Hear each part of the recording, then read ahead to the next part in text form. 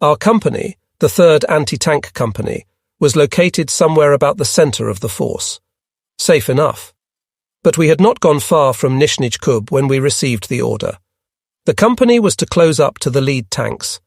Up front, after all, our usual luck. Everything was still quiet, and we rolled on forward over hills and through deep defiles. Suddenly, a thunderous crash from far ahead shattered the peace of the morning air. Very heavy calibers. The shells were already impacting. A wide and deep tank trench gaped across our path just ahead. Armoured engineers dismounted from their vehicles and calmly worked their way forward with their demolition charges. There came a smart rap against the side of my crew compartment. So there were infantry there. That was something we had not expected. They were dug deep shafts in the gullies, which were overgrown by tall mountain grass, and were holding out there. No muzzle flashes could be seen, but there was no mistake about the sound of bullets. Fascinated, I watched through my sights as a tall Oberscharführer walked forward through the hail of fire, completely without cover, and attached charges against the wall of the tank trench. There was a sudden crash. The bastards had shot up my scope. By the time I raised my head above the gun shield, the Oberscharführer was gone, torn literally to bits by a shell. The next man crawled forward and lit the fuse. Then I saw him give a jerk, roll over and lie still. Meanwhile, bullets were whistling close overhead, and I had to get my head down.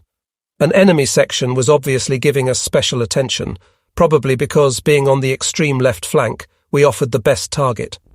Heavy shells were now dropping around us continuously, and I looked enviously at the tanks closing their hatches, while we remained exposed above and to the rear. Then the first charge went up, and a moment later the second, and then another.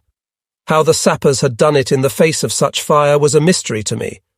The first tanks were already making their way across the ditch, which had not been able to hold up our attack. Following close on their heels, my gun lurched down and then up again. On the way up, I saw to my horror that 2 of our tanks were already on fire, either from direct hits or mines. But I had no time to lose. Shells were falling all around us. I continually shifted position and varied speed during the advance, using every possible maneuver to decrease the danger. Suddenly, I felt something wet on the back of my neck. It was blood. I felt again, but I wasn't wounded. Then I saw blood, deep red blood, dripping through the crevices round the gunner's position. I shouted through the intercom to the gunner, "Are you wounded, Karl?" "No, not me," he answered. And then a second later his voice came again. "It's Hein. Pass me a field dressing. Quick!" I handed him up the first aid kit, but a little later he said in a low voice, "I think he's had it. I've already used 5 dressings. Hein's unconscious." "Watch out," I shouted. "Keep your head down." I had barely finished speaking when I heard him cry out. I promptly pulled myself up by the gun shield and, with a wild somersault, landed on top by Karl's side. He'd been hit fairly harmlessly in the jaw, but Hein was in a bad way. An explosive bullet had torn open his lower belly. After dressing Karl's wound, I shoved the first round of HE into the barrel, had the gun roughly swung round and then fired at the nearest defile, and then again. The enemy fire actually did slacken a little, although I had had to fire in the blind. Suddenly the radio operator, who also manned the Hull machine gun, shouted, "Something moving over there!"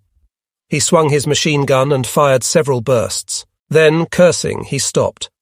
One of the invisible snipers had put a bullet through his right arm. I jumped down back to the gun commander's position and gave him a field dressing. Then we stopped by the commander's vehicle. Hauptsturmführer Erck was furious. "Get back as fast as you can and wait at the combat trains. You'll find them near Nizhny Kub." We swung round and moved out at top speed. I was surprised to discover that we had advanced a good 9 kilometres, and that the infantry was still way back at Nizhny Kub. As we moved back by ourselves, the whole countryside seemed to spring to life suddenly, and we were met by a hail of fire. Red Army soldiers appeared from every nook and cranny. Despite his wound, the radio operator opened up with the machine gun and fired into the thick of them, leaving a trail of bodies behind us.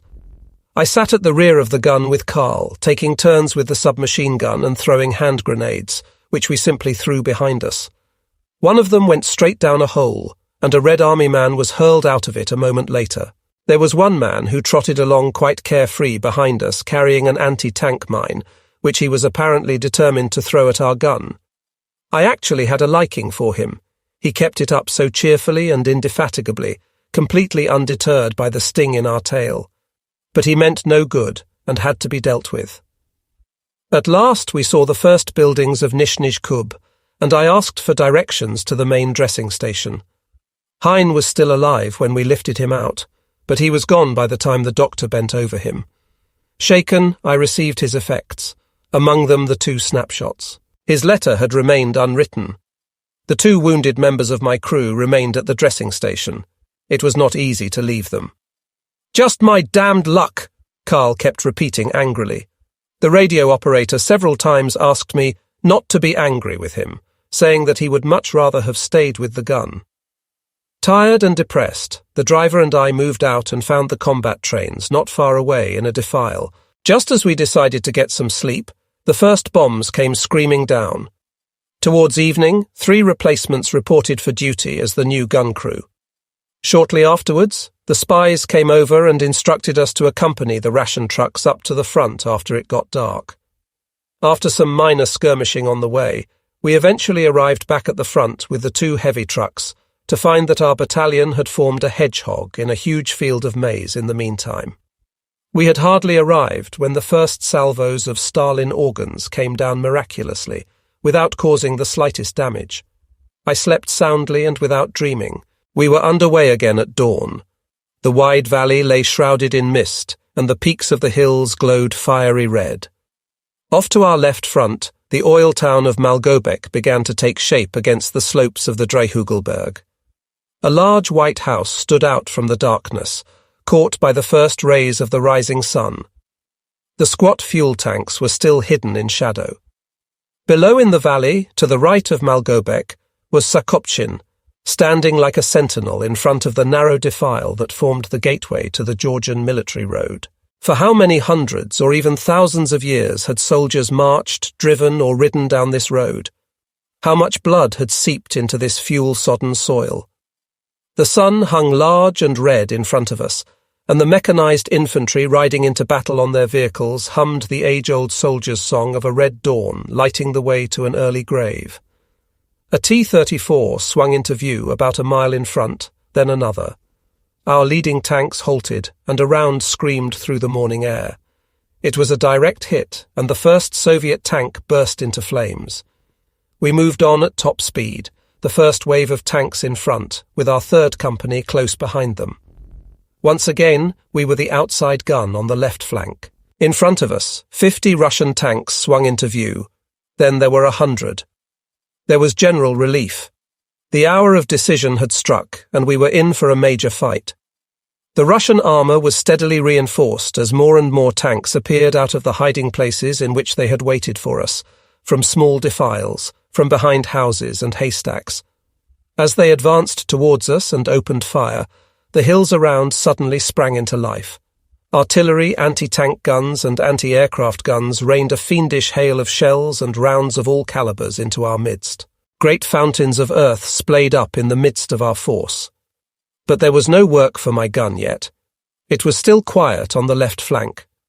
I critically observed the full length of my sector, including the town on the Dreihugelberg, which was by this time slightly to the rear of our left flank.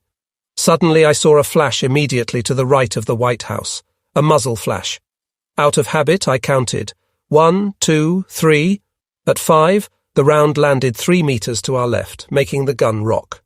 I promptly changed position over to the left. Another flash from above, and I counted again. The round impacted at 5, this time about 10 meters away to our right.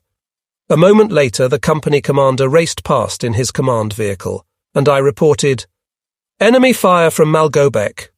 He laughed loudly. "You're crazy. Malgobek's been in our hands since early this morning." Then he moved off, shaking his head at such ignorance on the part of a gun commander. Another flash from above, and I changed position again, this time moving backwards. The round landed on the exact spot we had been. Before long, I was able to pick out at least 3 batteries firing on us from above. A little later, the commander moved up again. "You were right, damn it. The infantry regiment that attacked the town this morning was badly cut up in its assault. You'd better open fire on the Malgobek batteries for the time being. There's nothing going on here anyway." We pivoted in place. By then, our driver down below was beside himself. "What the hell's going on up there? Are we turning tail?" There is nobody worse off in a tank engagement than the driver. With only his narrow vision port to look through, he can never see what is going on and, what is worse, can never get a real feel for the battlefield. At this point, of course, we were having to turn our unprotected rear towards the enemy attack. We then fired off round after round in rapid succession against the high ground. Our rounds were soon striking the White House, and then, at last, on the forward battery. We saw debris hurled into the air. All the time I was having to shift position at ever more frequent intervals, because the remaining enemy guns were obviously concentrating all their efforts on finishing us off. During a short pause in the firing, I took the opportunity to have a quick look round. Things were not looking too good, and there must have been some 30 of our guns and tanks on fire. There was also a healthy-looking bonfire over in the enemy's side, but to make that at least 300 T-34s were massing against us. Then the loader reported, 3 more 8 rounds left. Up for I stiffened up. In my firing fever, I had completely forgotten the need for economy and had fired off all our ammunition. Now we were in a nice mess. I manoeuvred immediately over to the commander to report. The CO said nothing. I offered to move back and reload to the gunnels, but he shook his head. "The ammo carriers will be along any moment," he said. "Try to keep going as best you can until then, and don't stay too long in any one spot, or you'll be pinpointed."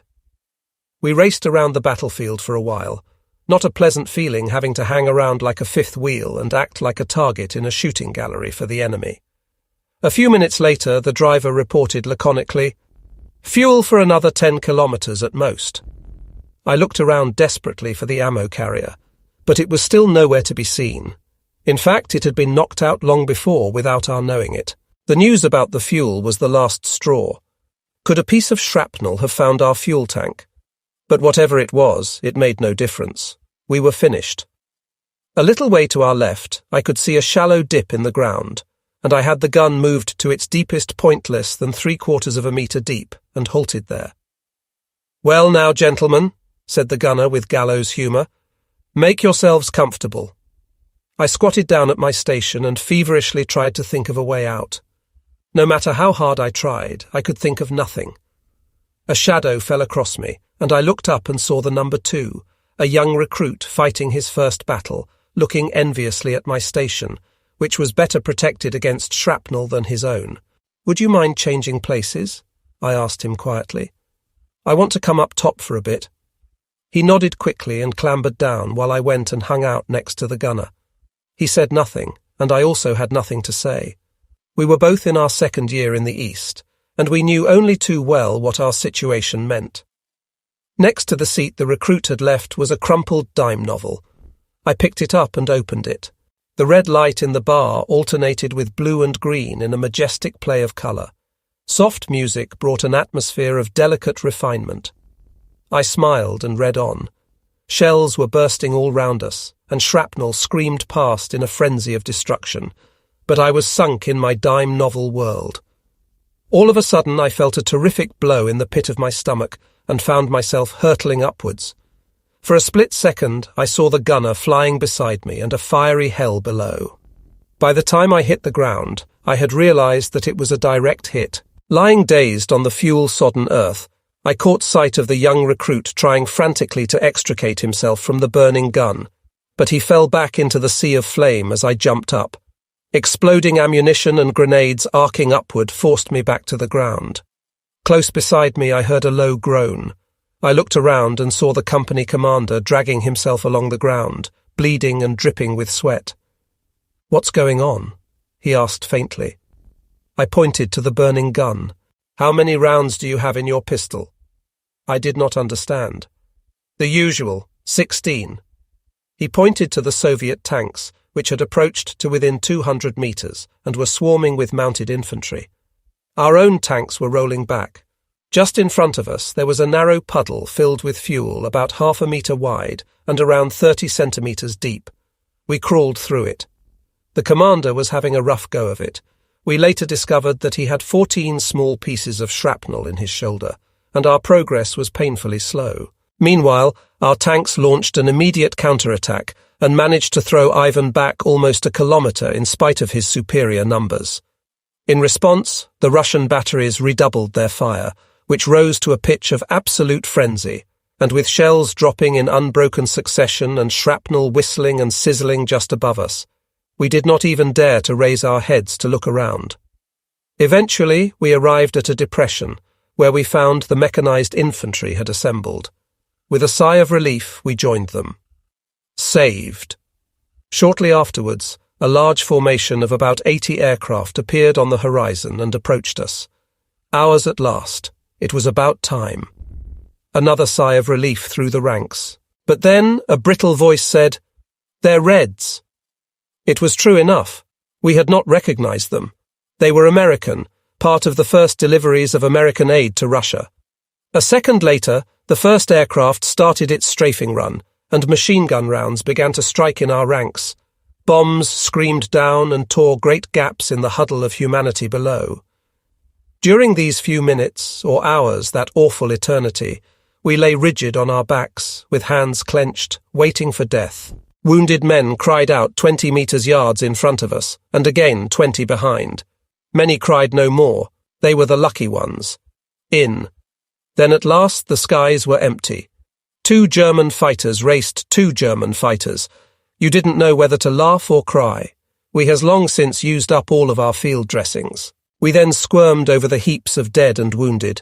The enemy fire had not abated for a second, and reached a gun from a neighbouring company which was damaged and on its way back. A few tank rounds followed us, but they fell short. I wiped the blood off my face, some of it my own from a few shrapnel scratches I had received, and some of it from my comrades. When I looked in a mirror, I recoiled in horror. My face was blackened all over from the explosion and slightly scorched by hot oil or fuel. I had noticed nothing. When the gun halted at Nizhny Kub, I fell off exhausted and remained where I had fallen. I was completely exhausted. But not so the company commander, Urk, who, in spite of his 14 pieces of shrapnel, picked up a couple of repaired guns from the maintenance company, found crews for them, and headed out to the aid of our hard-pressed comrades.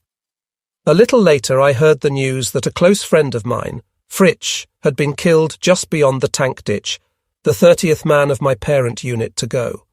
Our division lost some 1,500 men in the fighting around Malgobek and Sokopchin, and the graves beside the tank ditch grew to a small city of the dead. A few days later, we again found ourselves in heavy fighting round Malgobek, which we at last managed to take. This town was the key to the whole position, and without it our attack had had little chance of success. I could not understand why the Russians had not simply taken a dozen tanks and a handful of infantry and closed the fourth side of the wide valley, of which they already held the other 3. Not a single man of us would have got out. Shortly afterwards, a special assignment took me to Kislovodsk, yet another Russia. There were lovely, well-cared-for little towns from Tsarist times, with the addition, of course, of the usual monumental palaces of Soviet bureaucracy. Such were Yessentuki, Pyatigorsk, and Kislovodsk. In Pyatigorsk, the town where Lermontov had written A Hero of Our Time and was shot in 1841, and where Pushkin wrote his Caucasian Prisoners, I met friends from home. We talked and drank until dawn. From there I moved on into nearby Kislovodsk, where relations with the civilian population were obviously on a happy and normal footing, especially with the Muslims, who were well disposed towards us and intensely anti-communist. As I drove into the town, I encountered a Karachev cavalry battalion on its way to the mountains, singing and playing roughhouse. They were splendid, slender and bronzed men, who sat in the saddle as if moulded there. In Kislovodsk, I struck up a chance acquaintanceship with a number of professors from the university in Leningrad, mainly from the medical faculty. They had been evacuated from Leningrad to the Caucasus, probably in order to prevent any members of the Russian intelligentsia from falling into our hands. They were all working in German military hospitals. These men were serious older medical professionals, many of whom had studied in Germany and Vienna. Yet the stories they had to tell of Leningrad might well have come from the lurid imagination of a Dostoevsky. The city had been so badly supplied that a complete state of famine had set in only a few weeks after the beginning of the German siege. Dogs, cats, and rats soon came to be regarded as delicacies beyond the reach of ordinary mortals. Scenes of cannibalism, reminiscent of the Great Famine of 1921, were daily occurrences, and a man was barely safe from his neighbour. Deaths were kept secret for weeks on end, so that the next of kin or other people in the building could go on drawing the dead person's rations. The bodies lay rotting under the beds. Anybody sick or feeble who ventured on the streets was immediately surrounded by gangs of starving children or youths, as if by a pack of wolves. Anybody who had the misfortune of collapsing out of doors was immediately stripped of his clothes and shoes. There was a strict law that the caretaker of any house in front of which a person was found dead was responsible for burial. The result was that most caretakers maintained a constant watch, and the moment anybody died, promptly stripped the body of all its belongings and dragged it along to the next house, so as to burden the man next door with the work, which all had grown too weak to do. When the first evacuation trains finally left the dying town, the bodies of the people who died on the journey were simply heaved out of the window at every station. One could not travel with them, and the other passengers needed the space. The railway track was lined with naked corpses. "It was sheer hell," an old professor said, shuddering and covering his eyes with his trembling hands. "I don't know where we found the strength to survive it all. And it wouldn't really have been so difficult to supply the city with foodstuffs. But it was easier like this. Only the privileged and the army were needed alive. We were condemned to death, to a horrible, ghastly death." Most of the professors had lost many relatives in the charnel house of Leningrad. I left the Russian scholars' colony numb with horror. Measured against such an experience, even the bloodiest of battles lost half its terror. I wandered aimlessly through the streets. The strains of the balalaika filtered out from cafes and bars. Wounded soldiers paraded down the promenade arm in arm with Caucasian girls or Norwegian or Flemish nurses. In the dusk, the candles in the small Orthodox church flickered mildly inside the wide-open door. I hesitated a moment and then went in. There were a few worshippers, old men and women, down on their knees on the stone floor. God had given us a great mission, of that I was certain, a difficult but noble mission. If only we would realize it and prove ourselves worthy. May the giving German heart grapple with it and pour out all its strength in its discharge. May the blood of the millions of our dead be the seed from which eternal friendship with the liberated peoples of the steppes and the eastern mountains may spring to the benefit of all mankind. I went into a small bar where Caucasian and Mohammedan music was being played. The monotony of it had driven all German troops away, and the place was left almost exclusively to the locals. A Luftwaffe Hauptmann asked me if there was room at my table. Gradually we got talking. "You know, that's just how I feel about it," he said in a tone of relief. "I've just come back from leave in Western Germany, where my father-in-law runs a big ammunition factory. The Russian women workers there, most of them Ukrainians, are all housed in barracks surrounded by barbed wire. These wretched women, a lot of whom are even volunteers who were brought to Germany with grandiose promises, are kept cooped up like convicts, only being allowed out in pairs under escort, just like in an orphanage. It's complete lunacy. I did what I could to make people understand, but it's like drop of water on a hot stove. I was then posted to the Salt Steppe, which links the Kalmuk Steppe with the Caspian Sea, the country north of Mostok, Edessia, Stepnoy, and Achikulak. We were quartered in carpet-weaving villages, which had been founded by refugee Armenian settlers. During our stay there, we encountered a regiment of Cossacks, which was doing magnificent work against the enemy in that area. The few hours I spent with the old colonel of this regiment were an absolute tonic. This East Prussian officer, a man of some 60 years of age, was the idol of his Cossacks, whom he treated as equals. He could get anything from them. He treated them as human beings, and was, in turn, respected as a human being by them. A long time later I heard that this regiment, like the Kyrgyzian division, had been wiped out to the very last man after the death of its colonel. Not a single Cossack had surrendered, even though their position covering to the German retreat was hopeless. But at that time there was still no thought of retreat. Nalchik fell, the capital of the autonomous Soviet Republic of the Karachevs and Kabardines. Shortly after that, I was summoned home for the second time to spend another few months getting everything in the office back in order. This time I kept very quiet. The story I had been told by the Luftwaffe Hauptmann was fully confirmed by what I saw. In fact, conditions in some places were worse. After I had been back a week, Josef Burkel sent for me. "How's things in the east?"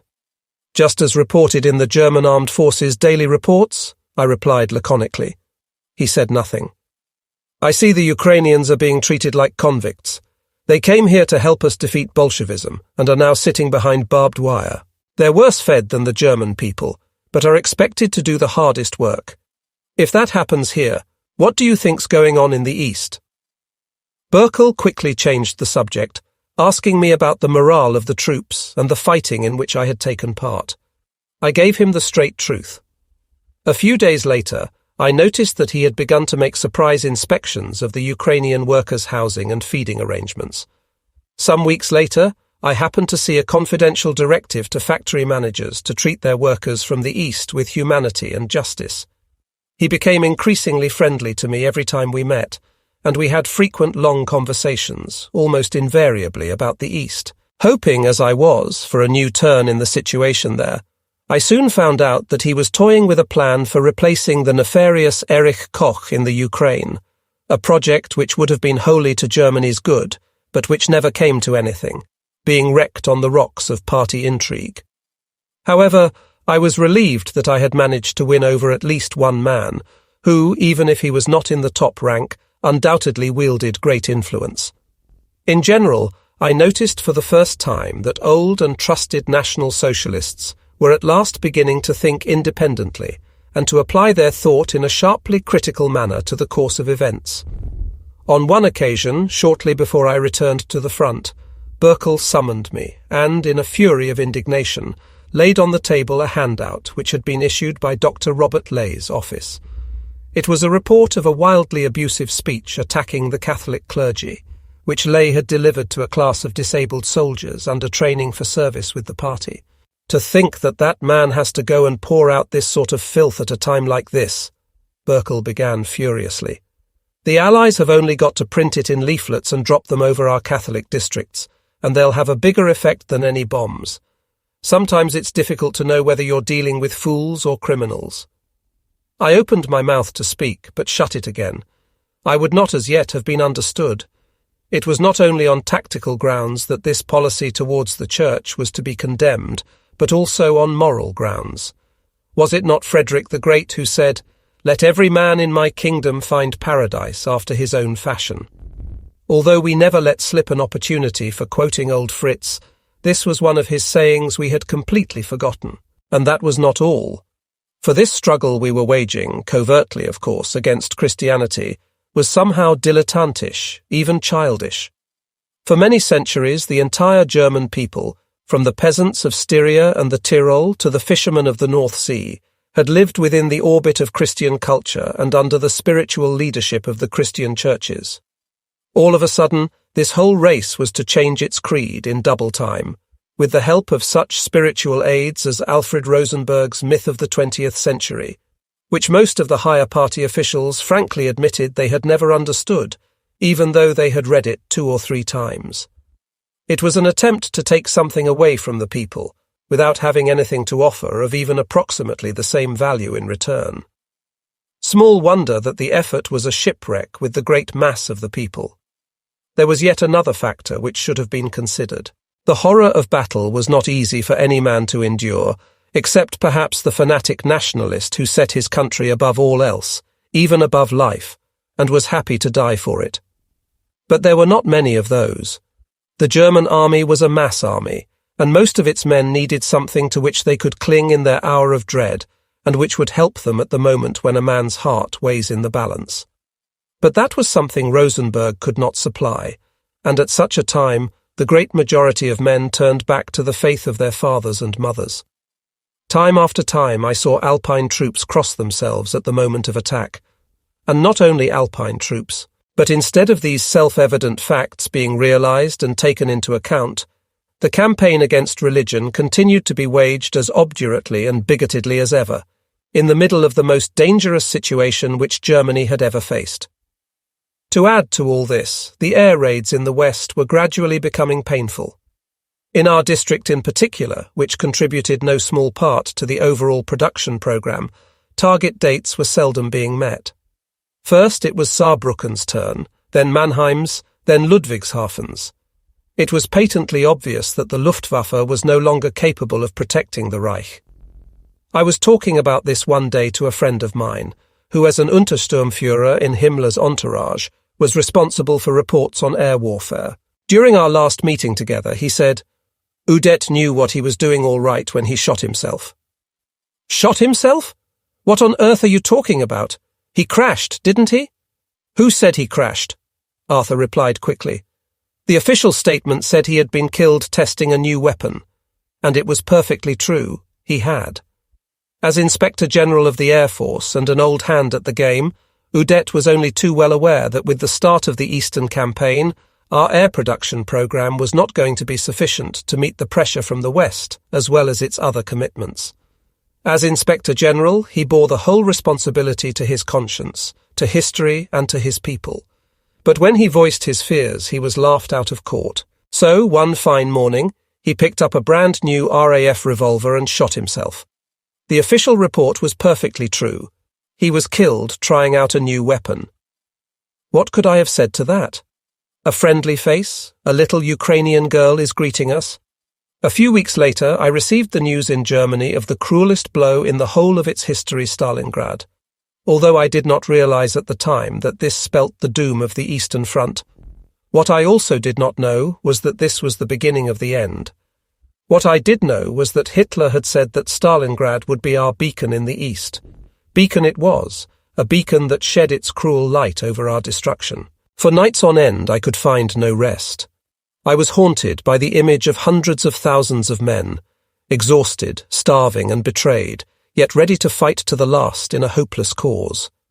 This was not the first time that Stalingrad, the former Zarizin, had played a decisive part in Russian history. In 1918 to 1919, this city of the Empress, which first became an established community in the 17th century, and, as Zarizin, had led an inconspicuous existence as an ordinary little Volga town, far outshone by the splendours of Nizhny Novgorod or Kazan, found itself almost overnight a key centre in the history of Bolshevism. The counter-revolution of the White Guards, spreading rapidly from the south and east, had succeeded in kindling a flame that was on the point of achieving the complete destruction of Bolshevism. The operational objective of the White Command was to unite its divisions fighting in southern Russia with those of the Far East. The success of this move was bound to result in the suffocation of the Leninist revolt, and so their divisions marched singing and victorious from the east to the southwest, and from the south to the northeast. At the intersection of these great strategic moves was the Volga, to have their horses drink from the waters of the Volga. The White Army stood before Zarizin. The battle for this small town, which at that time boasted barely 60,000 souls, was of decisive importance, even though the soldiers did not realize it. But the Bolshevik leaders knew what was at stake. They had sized up the situation and realized that the future of their revolution would be decided one way or the other at this small town on the Middle Volga. If the White Armies were to succeed in uniting, then the fate of Bolshevism would be sealed, its power broken, and the grief and fury of the Russian people would sweep over its followers like a hurricane. So Lenin vested 2 special commissioners with extraordinary powers and sent them to Zarizin with personal instructions from himself. Joseph Stalin as his special envoy and Voroshilov as his military commissar. Fate decided against the Tsarist generals and their divisions, perhaps because they had not grasped the significance of the battle, perhaps merely because the fickle gods of war were more kindly disposed that day towards the Red troops. Whatever it was, Bolshevism was saved and the counter-revolution lost. What followed was no more than a succession of fighting pursuits and retreats. As a result, the town of Zarizin was renamed Stalingrad in honor of Lenin's special envoy and later developed into a centre of industry on the Volga. Then, at the decisive moment of the Second World War, this same town, with its vast tractor works and other industries, and its population swollen to many hundred thousands, stood once again at the crossroads of history. The two fated generals of this genocidal struggle, Generaloberst Paulus Forty and Marshal Rokossovsky, met for the decisive round. Once again, fate decided for the Kremlin outside the gates of Stalingrad. On the 23rd of November 1942, 22 German divisions were encircled in the city, 3,000 kilometers from the German frontier and 300 kilometers from the German front. On the 2nd of February 1943, the last battle group surrendered. A few weeks later, I was in a small wine bar in Saarbrücken when a young lieutenant friend of mine, a man I had known since his Hitler Youth Leader days, came up and spoke to me. I had not seen him for some time and was shocked to see how much he had aged. When I told him of this, he smiled wearily and said, "I was one of the last wounded to be flown out of Stalingrad." Then in this little tavern in the Saarland, there grew up before my eyes the awful picture of that greatest of all battles on the Eastern Front, Stalingrad 11. When the Romanian divisions holding the line north and south of the city had been smashed and broken by the weight of Russian artillery, Soviet tanks and infantry moved into the vacuum and the six. Armée was encircled. Things at first did not look too bad. Ammunition and rations were plentiful, and the Russian attacks were hurled back with terrible losses. Deterioration set in, almost imperceptibly at first, but then with dramatic suddenness. The Luftwaffe was no longer capable of supplying the encircled army, Goering having once again promised more than he could perform. From the end of November onwards, Paulus issued no more overarching orders, and the commanding generals of the corps acted on their own initiative. In the middle of December, Panzergruppe Huber worked its way up to within 48 kilometers of the Stalingrad pocket, and the beleaguered troops jubilantly watched the light of their flares and artillery bursts in the night sky. Feverish preparations were made for a breakout. Then came the Führer order that there was to be no breakout, and that Stalingrad was to be held as a key position on the Volga. Rations steadily worsened. Soon, only 6 to 8 supply aircraft were arriving each day. 6 to 8 aircraft a day to supply the entire 6. Army. Daily casualty reports grew to between 1,000 and 2,000 men, most of them deaths from hunger, cold, or starvation. Nevertheless, the forces, both officers and men, acquitted themselves well. So well, in fact, that at the end of the battle the Russians were forced to admit in their official report that of the 600,000 men who had taken part, 360,000 had been killed or wounded. Some 60,000 guns, 1,000 Stalin organs, and about 5,000 armoured vehicles had to be used to break the resistance of the German army in Stalingrad. When the end came, the German defenders had 80 armoured vehicles without fuel or ammunition against 5,000. That was the picture of Stalingrad. Paulus gave his last order to his men on the 25th of January. All ranks are authorized to attempt to break out of the Stalingrad pocket without asking permission. On the 24th of January, General Daniels took independent action to surrender his infantry division in the southern sector. This permitted the Russians to thrust into the gap, and thousands of Stalingrad fighters paid with their lives for Daniels' action. The beginning of the end came on the 29th of January. The Russians succeeded in driving a wedge through the pocket, which at that time was 5 kilometers long by 2 kilometers wide, cutting it into 2 separate parts. One in the north with the few remaining tanks and heavy weapons, and the other in the south containing only infantry without ammunition. The overall command post was in the southern half of the pocket, housed in the cellars of the GPU prison. Paulus himself was incapable of addressing a single word to his officers. He was a broken man. The last German forces laid down their arms in the northern pocket on the 2nd of February 1943, and the curtain fell on the most decisive battle of the Eastern Front. The young lieutenant finished his story, and we sat silent, looking absently into the air. The air raid sirens howled. We slowly stood up and drained our glasses. Bombs were dropping close at hand in the area around the railway station, but we were past caring. At that time, I still had no conception of the full extent of the political and military consequences of Stalingrad. But it was not long before I realized that Stalin had given the war an entirely new turn. The war of communist world revolution was over. The nationalist war of Russian Bolshevism had taken its place, and we had cleared the way for it by our own folly. We were now facing our third winter of war in Russia. It had very quickly been brought home to us when we first began to move east that there was something lacking in our armory, something we had to buy dearly, and which in fact we never fully acquired. Accurate information about the Soviet Union as an arms forge and a political and psychological understanding of the extent to which Bolshevism had taken the mechanization and conditioning of the soul of the Russian people. On the material side, the courage and military experience of our troops were capable, albeit with the most tremendous efforts, of destroying the Russian arsenals and pulverizing their products of many years. But on the political and psychological side, there was no one to inform us of the terrible extent of the mechanization of people's minds. We were faced with a new problem, the Soviet man. Knowledge of Dostoevsky's novels, however thorough, could not help us, or the poems of Pushkin. We found neither Tolstoy's Anna Karenina nor a blessed resurrection of Gogol's dead souls. That world had been buried forever along with the Cossack officers, the priests and the kulaks in the mass graves of the Cheka, and only lived on as a ghostly spark in the cabarets of the old world.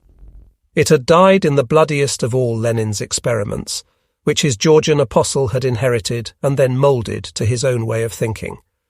We had to find our way in this new world in the East, just as that world had itself had to find its own way in the beginning. Bolshevism had used the human masses that had been delivered up to it in its hermetically sealed laboratory to demonstrate to the world the thesis of materialism. It had subordinated all life, regardless of the cost, to the claims of a doctrinaire revolution. The road has since become only too familiar. This world of appearances, the greatest contradiction between theory and practice ever known, had been shattered in the fatal year of 1941, when the skill of our generals and the courage of our troops broke through the Iron Curtain separating the peoples of the Soviet Union from real life. It was not only the direct effect of our victories that proved so damaging to the Bolshevist era, but also the indirect effect. Millions of faithful or perhaps ignorant Russians had realized from the German soldiers' behavior, uniform and actions that they had been systematically deceived and betrayed. Stalin then faced political bankruptcy. His laboratory had been pried open and smashed, and his propaganda became ineffectual and patently absurd. Yet this picture had changed, through our fault and our fault alone. Without as yet realizing it, we were in the middle of a political, and resulting from that, a military collapse. Soon afterwards, I left again for the front. The powerful counter-offensive at Kharkov had fizzled out, the enemy having been shrewd enough to allow our spring offensive, for all the dash and courage with which it had been mounted, to run itself to death. The unending waves of British and American bombers were beginning to have their effect as well. York's Act is considered a turning point of Prussian history, triggering an insurgency against Napoleon in the Rhinebund. According to the Treaty of Tilsit, Prussia had to support Napoleon's invasion of Russia. This resulted in some Prussians leaving their army to avoid serving the French, like Karl von Clausewitz, who joined Russian services. When York's immediate French superior Marshal MacDonald retreated before the corps of Diebitsch, York found himself isolated. As a soldier, his duty was to break through, but as a Prussian patriot, his position was more difficult. He had to judge whether the moment was favourable for starting a war of liberation, and whatever might be the enthusiasm of his junior staff officers, York had no illusions as to the safety of his own head, and negotiated with Karl von Clausewitz. On top of all that, we were beginning to hear whispers about the lunacy of our production policy, about the continual stream of modifications and improvements that were being proposed for our tanks and aircraft. No doubt these new tanks were far and away superior to those of the enemy, who was still turning out a steady stream of his old T-34s. But these frequent changes of design meant equally frequent retooling and reconstruction of factory plant and machine tools. Those in the know told us that to retool a factory for a new type of tank often took months during which all production was at a standstill. And all that time, the Russians were turning out T-34 after T-34 after T-34. The result was that when these new tanks of ours finally went into action, they were faced with such an overwhelming mass of enemy armor that their superior qualities hardly counted. And from all we heard, it was exactly the same with the Air Force. The whole thing was beyond the comprehension of the fighting man on the Eastern Front, at any rate that of the junior officers and non-commissioned officers. We could see only one ray of light, and that was that the Führer, who, after all, had the last word in everything, was bound to know what was going on and would see to it that everything would be set straight. But in the meantime, we were losing more and more ground, and our cemeteries were growing seemingly without end on a daily basis. Gritting our teeth, we often fell back before an enemy who was inferior to us in all but numbers, and looked to the west for new tanks and new artillery pieces. But in the west they were busy designing, planning, modifying, seemingly as an end unto itself. What was needed, and needed desperately, was a huge input of guns, tanks, and aircraft. What we got was no more than a trickle. The Convention of Toroghan Armistice, signed by Diebitsch and York, neutralized the Prussian corps without consent of their king. The news was received with the wildest enthusiasm in Prussia, but the Prussian court dared not yet throw off the mask, and an order was dispatched suspending York from his command pending a court-martial. Diebitsch refused to let the bearer pass through his lines, and the general was finally absolved when the Treaty of Kalisz definitely ranged Prussia on the side of the Allies. The race against time was on, and with a vengeance. The answer that the command in the East gave to this situation was to take onto itself the Soviet scorched earth tactics and attempt to make up for its lack of material numbers by creating an empty space in front of the Dnieper in which the great mass of the Red Army would run itself to exhaustion. Awestruck and dumb, I stood watching the unending torrent roll past. Horse-drawn carts, hundreds upon hundreds of vehicles, endless columns of civilians, men, women and children, all staggering beneath the weight of their last worldly possessions. Regiment after regiment, artillery, tanks, infantry, Cossacks and German cavalry. Everything was moving west towards the setting sun. Gradually, the exodus began to assume the proportions of a catastrophe. Behind it in the east, towns and villages were already burning, and the twilight creeping up towards the broad river, which seemed chosen to become our fate, grew aflame with a fiery glow.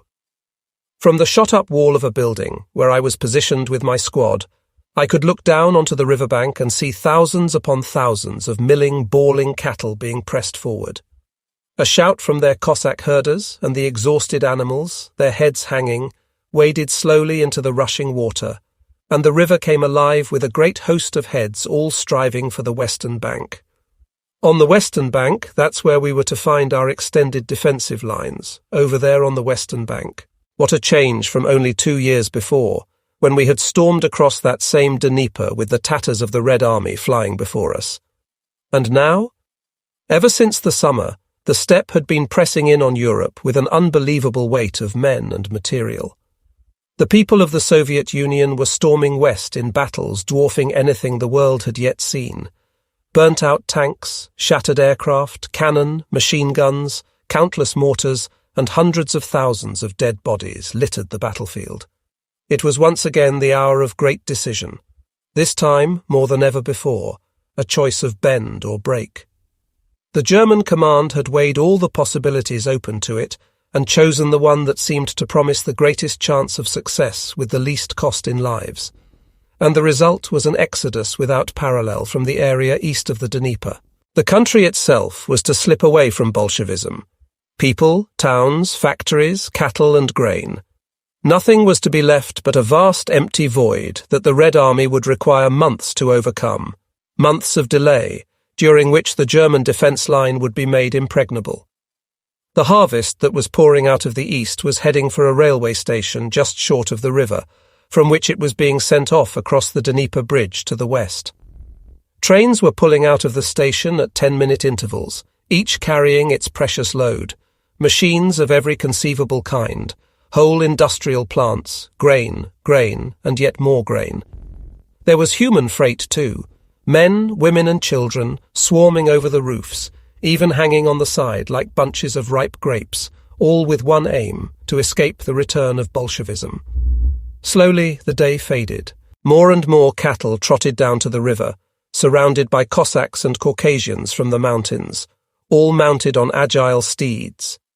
The animals cautiously dipped their hooves into the cool water, and then slowly, patiently, lowing sullenly to themselves, slid into the stream, beast after beast. More and more herds came and swam away, like vast rafts on the wide river. From farther downstream came the grunt and squeal of thousands of pigs crossing on the big ferry. And so it continued, hour by hour, day by day, night by night. Trains whistled in the distance, their wagons full of the precious grain around which this greatest hunger offensive of history was being waged. Absorbed by this awful spectacle, we completely forgot all time and place. A Martin bomber made a forlorn attempt to approach the one bridge, but our flak ringed it with fire and drove it off. Our relief arrived, and we made our way back to our billets through the deserted streets. The glare of burning villages was now brightening a great arc of the evening sky. The thunderous boom of a heavy explosion came from somewhere far away, and the sky deepened to a blood red. That night our forces disengaged in accordance with their orders, leaving the enemy to follow up in the morning. To follow up into a void, without villages, without towns, without man or beast, and, most serious of all, without the grain they so desperately needed. To follow up into a desolate void, which was to swallow and halt their offensive. The success of our withdrawal to the Dnieper was complete, and only a very few of our men fell into enemy hands. The days of our real losses were yet to come, but on the western bank there was a surprise awaiting us, a terrible surprise. There was no defensive line. The much-vaunted Dnieper line simply did not exist. We dug ourselves in as best we could under the fire of the enemy, anger and disillusionment tearing at us all, officers and men alike. It was only the iron discipline of all ranks that prevented mutiny and revolt against the people responsible. At several points, the Russians crossed the river at almost the same moment as us. The river that was to determine our fate did so indeed, but in a manner we had not hoped for. It soon became crystal clear to us. There was no east wall. Indeed, the Dnieper defence line did not exist. A river alone, mere water, has never in the history of war formed a decisive defensive line. Our leaders had built their hopes on sand in the truest sense of the word, and blood, our blood, would have to stem the flood alone.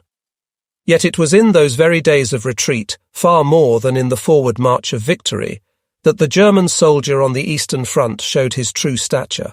Retreat. How often had we sensed the hot breath of panic spreading through the enemy's ranks before that fatal cry was raised. We had always been the ones to go forward, on every front, north and west, southeast and south, and above all in the east, hunting the routed enemy into bloody defeat. Then, when we had had to go back for the first time during those grim winter days of 1941, we too had felt the horror of retreat. Even our later offensives, which had carried our banners further into the vastness of the East, could not wipe away that dread from our memories, the dread which retreat brings to every man, whether general or private. Later on, we realized that we had become soldiers during those days of fear and hardship, soldiers who had seen and overcome the ultimate horror of war.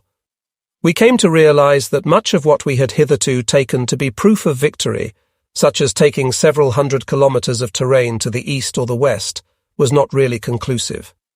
We saw that this war, which had long since outgrown its boundaries, embraced possibilities of every conceivable kind, both in our favor and against us, possibilities that went unnoticed during our years of conquest. We put away our ideas of a cakewalk victory, our illusions of a war already won. We no longer counted up the tokens of success, but began, quietly and humbly, to watch the rules under which the deadly game between the enemy and ourselves was being played. We learned at last to take the long look at things and to react accordingly. This new knowledge was something more than just an incident in a soldier's memory. It was the prerequisite for our future action as a nation. and it came not a moment too soon. The political setback we had experienced in the South, following our military crisis there, demanded from us that ultimate courage that can face the truth, however hard. Undaunted by the Harlequin theatre going on about us, this spirit of absolute devotion to duty carried us through on all fronts, through all the skirmishing, the partisan warfare, the battles of attrition. An event that a year before would have thrown the victorious German armed forces into a turmoil of excitement was now registered by the German soldier with displeasure, but with no surprise. News of a successful response on our part was treated as a matter of course,